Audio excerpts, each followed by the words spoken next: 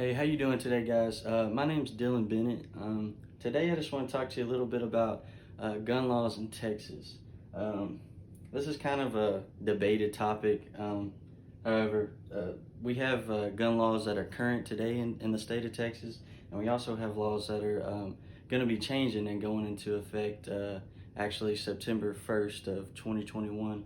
I just want to talk to you a little bit about the permits that you need, the requirements, what you need to do to get those, as well as after the new law takes effect, pretty much what you will or won't need to do.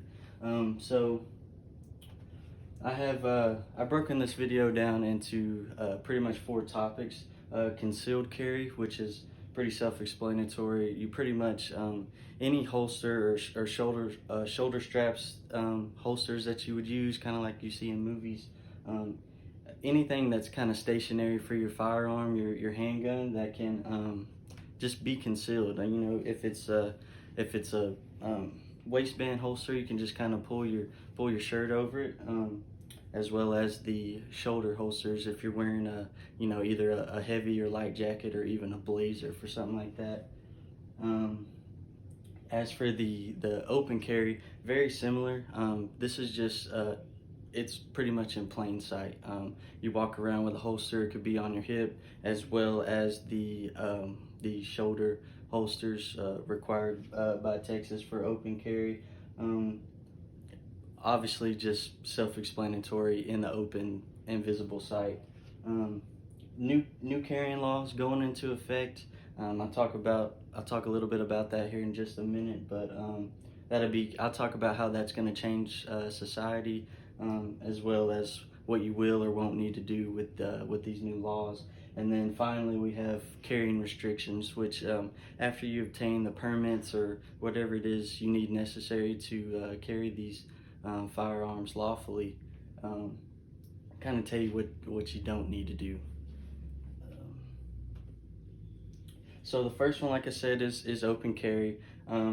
So the requirements on that, to lawfully carry open in an open manner, you need to be the age of 21 or above. This is assuming that you are a U.S. citizen, also assuming that that you're a resident of the state of Texas. See, after that, there's a thing that you need. These are the permits required. It's a license to carry, or LTC. Usually these tests are given written. There's a written portion as well as a field and firearm shooting test in the field. You have to successfully to complete both parts of the test in order to get that permit, in order to carry that firearm lawfully. Usually it's a $200 fee. After you completed the state of Texas, usually they provide you your permit, and then you're usually good to go. There's also one requirement, like I said before. If you are going to open carry, you do have to, the firearm has to be in a stable position. So, for example, in a holster, either on your hip or the shoulder holsters, like I said, that you see in like TV shows and movies. They have to be in a stationary position. You can't just put it in your belt line and then tuck your shirt under it and walk around like that. That's not how it works. It's just a requirement by the state. It's a kind of a safety factor. As for concealed carry, pretty much it's the same thing. You still have to be 21. The class is a little different. It's called a concealed handgun license, CHL. It also consists of a two-part exam, one written and then a field shooting test. And like I said before, you have to successfully complete both of those in order to obtain that permit. As for the concealed carry, it's pretty similar to the same. It has to be in a stationary position. For concealed carry, they have, as you can see here, they have the inline waistband holsters where you can place your firearm. Pull your shirt or jacket over it, keep it covered and concealed. As for the women, they can also carry in their purses or or bags, or whatever it is, how you want to carry it just needs to be concealed. Pretty self-explanatory. A little bit of additional information. I know in both of those I said that you have to be 21 or older, to carry those firearms, and you do in a public manner, either open or concealed carry. Um, but there are exceptions to this rule. For example, any motorized vehicle such as like your car, your truck, or even your boat or something like that, you can, at the age of 18, carry a handgun legally, like I said, in your car, in your boat, whatever it is. It just has to be concealed. So, for example, I carry mine in my center console. You can put it in your glove box. They have magnetic holsters you can put under your dash, under your seat, however you want to do it. It just needs to be concealed. But I just wanted to add a little additional information and say that you can carry those firearms at the age of 18, and you won't have any problems there. As for the new laws, Governor Greg Abbott of the state of Texas, on, I believe it was, June 16th of 2021, he signed a bill stating that all these permits, such as the license to carry, as well as the concealed handgun license, in order for an individual to lawfully carry, you no longer need those. Talk about that. That's going to allow many individuals or gun owners that didn't before carry, now they will. So that'll put a lot more guns and firearms on the street. As before, if you were open carrying or concealed carry, any law enforcement could easily stop you and ask you for your permits or documentation to make sure that you're lawfully carrying that firearm. With this new law being passed, there's really no need for them to ask you anything. This is going to put, like I said, this is going to put more guns in the hand of law-abiding citizens, but it's also at the same time going to put the guns in the hands of criminals. I mean, they don't have to have these permits.